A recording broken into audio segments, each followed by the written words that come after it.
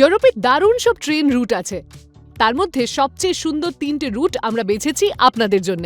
চলুন ট্রেনে উঠে পড়ুন। সুইজারল্যান্ডের গ্লেসিয়ার এক্সপ্রেস দিয়ে যাত্রা শুরু করি।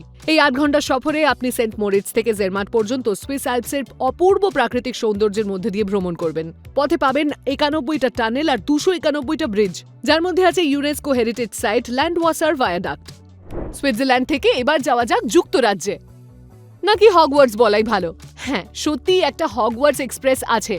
বাস্তব জগতে হ্যারি পটার সিনেমার সেই স্টিম ট্রেনটার নাম ছিল দ্য জ্যাকোবাইট। এটা স্কটিশ হাইল্যান্ডসের পশ্চিম উপকূল ধরে প্রায় 135 কিলোমিটার পথ পাড়ি দেয়।